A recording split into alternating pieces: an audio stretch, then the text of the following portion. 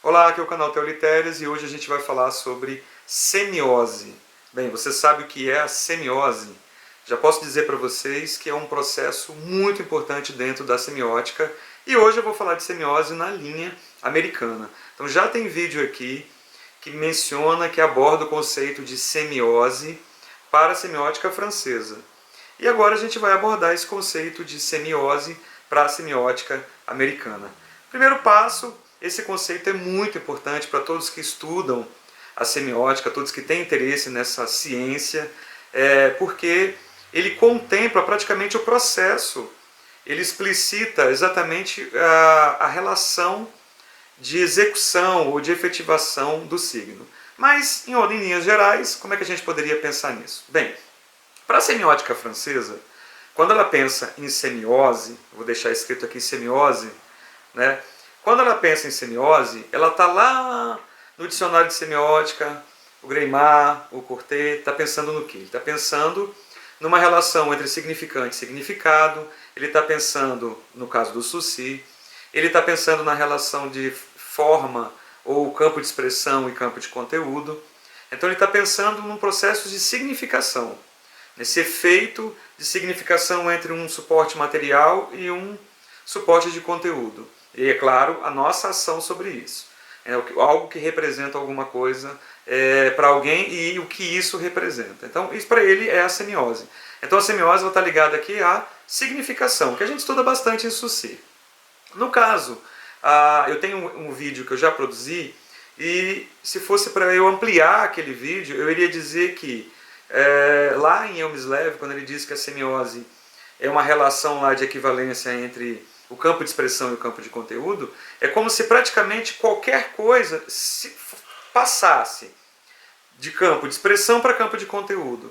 É como se a gente conseguisse incluir, né, qualquer objeto ou qualquer coisa do campo prático a passar a ser linguagem. E aí é que é o ponto muito importante aqui da semiose para a semiótica americana, exatamente aqui que é o ponto principal, quero que a gente fique atento a isso aqui.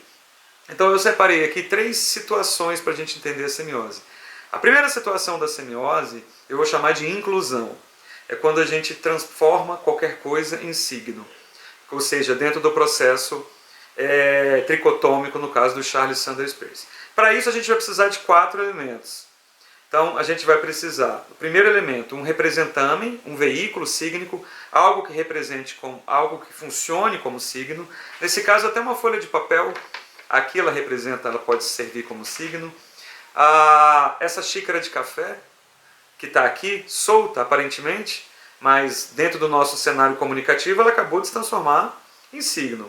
Porque ela vai levar a algum objeto, ela vai designar, né, a um designatum, né, algum objeto. Qual é o objeto? Que eu tomei café, é o café, há uma pausa na gravação do vídeo, há um comportamento. Então, para que a gente tenha uma semiose, a gente tem que ter primeiro um signo, ou um representame, né, um veículo que funcione como signo, no caso aqui a própria xícara representa.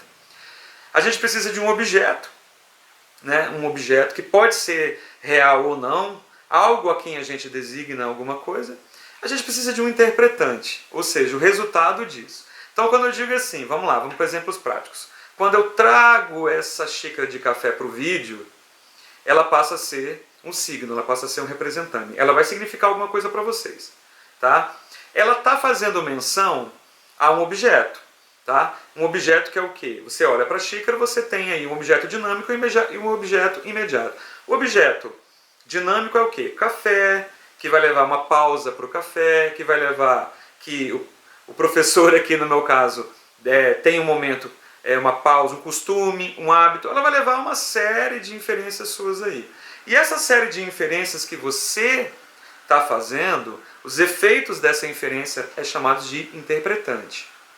Esses efeitos de sentido que estão sendo construídos aí na sua cabeça. É um interpretante. Então a gente precisa de um signo, a gente precisa de um objeto, algo que a gente está referendando, e o conjunto de efeitos que tem sobre você, de você pensar, o professor toma café, ele tem uma pausa, ou a xícara é pequena, não xícara grande. Então, essa série de inferências que você faz aí são interpretantes, são efeitos de interpretação E é claro que a gente não pode esquecer que tem um quarto elemento, que é o intérprete.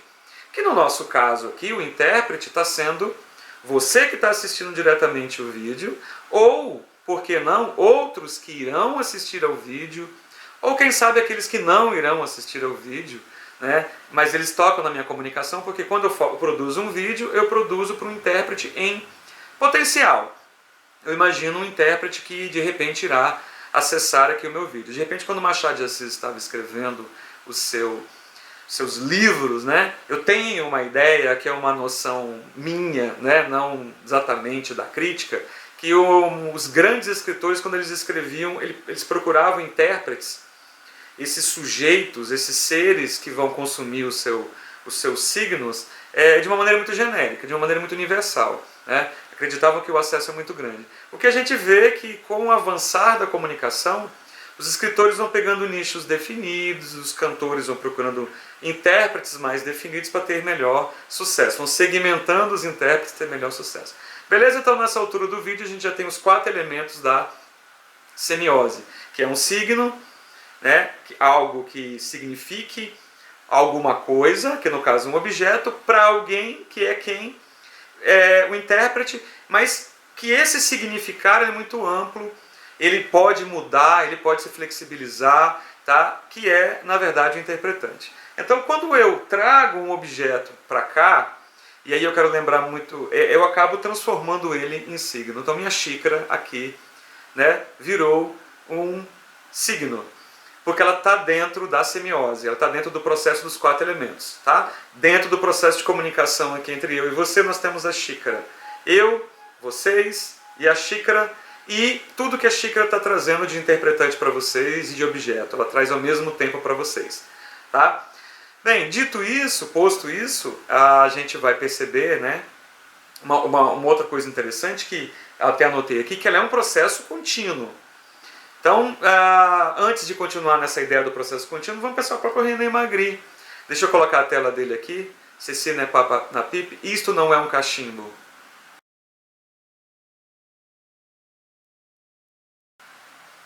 É muito interessante isso que ele faz, porque o que ele propõe? Ele propõe, bem, isso não é um cachimbo, isso é um signo do cachimbo.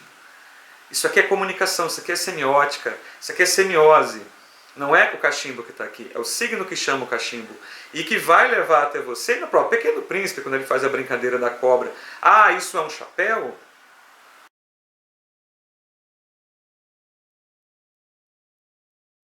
Não, isto é uma cobra que comeu um elefante? Essa brincadeira da semiose, essa brincadeira da semiótica é uma semiose. Eu tenho um signo que representa um objeto, onde eu tenho 2 possibilidades, não, é um chapéu, ou não é um chapéu, é uma cobra que que engoliu um elefante. Esses 2 caminhos são interpretantes. Então, os caminhos que vão abrindo, os interpretantes, a gente tem que entender importante, que interpretante não é intérprete. Interpretantes são esses efeitos de sentido que vão brotando da nossa interação. Então, eles são contínuos. Eles podem se multiplicar de modo assim gritante. Então, da mesma forma que eu lá no Pequeno Príncipe, né, eu opto, eu, adulto, intérprete adulto, olho lá e vejo um chapéu, existe o intérprete criança que fala, não é um chapéu, é uma cobra que engoliu um elefante. Na impossibilidade disso acontecer, mas não há lógica no processo de semiose, não há lógica necessária, né, no processo de semiose. Ela pode ser uma lógica interna à própria comunicação, ao próprio intérprete. Então, esse primeiro ponto de inclusão, né, onde a gente transforma a xícara em signo, é a semiose, e no processo contínuo de possibilidades que vão se desdobrando a partir da ação do signo sobre a gente. Agora tem uma coisa muito interessante que eu separei aqui. Antes da gente ir para frente, a gente poderia até, de certo modo, pegar aqui o René Magritte nessa tela. Para mim é uma tela muito emblemática do processo de semiose, né? A gente tem o indivíduo, né, na comunicação, esse agente, retratando o signo, que não é exatamente o objeto. O signo ele não é exatamente o objeto, não há uma relação de qualidade e similaridade, né, do ovo para o pássaro.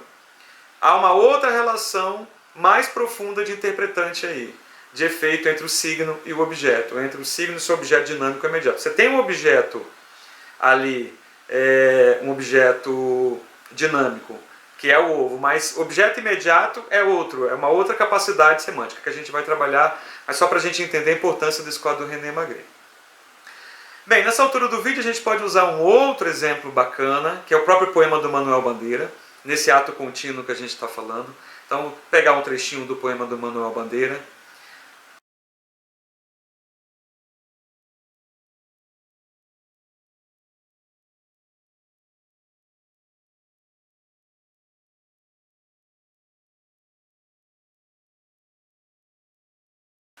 Que é justamente aquela cena que ele vê, né? Ele vê no lixão um animal, né? O animal, ele cita, né? O animal não é um cachorro, o animal não é um rato, o animal é um homem, né?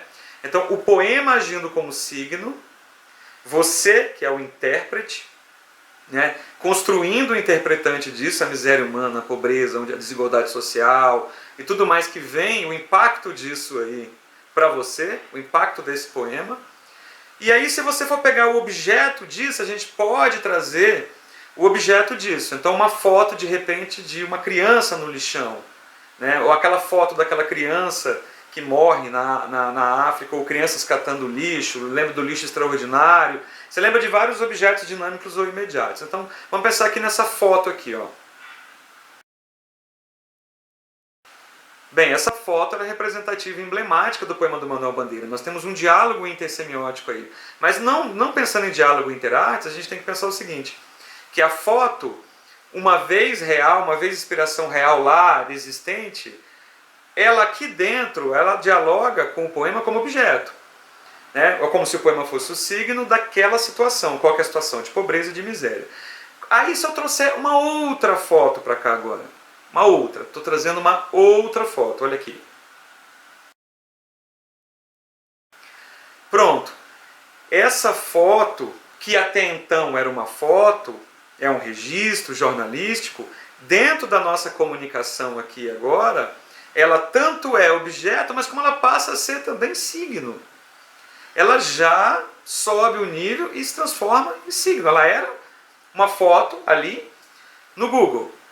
Eu trouxe ela, singularizei ela, chamei ela, né?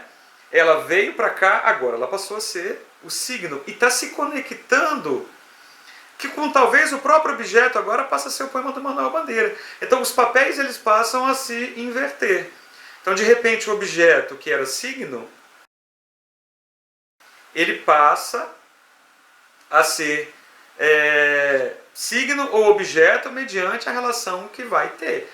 Então, se por exemplo o poema do Manuel Bandeira era signo, que estava representando uma realidade, a realidade do lixão, da pobreza, ou da foto, a primeira foto que eu mostrei, agora, quando eu chamo uma segunda foto, o próprio poema do Manuel Bandeira pode ser o objeto, né, dinâmico ou imediato da própria foto. Então, essa modificação de papéis, ela não tem uma regra. A única regra é que nós temos que ter os 4 elementos dentro desse processo, e esse processo ele é contínuo. Ele acontece de modo muito contínuo e muito especial.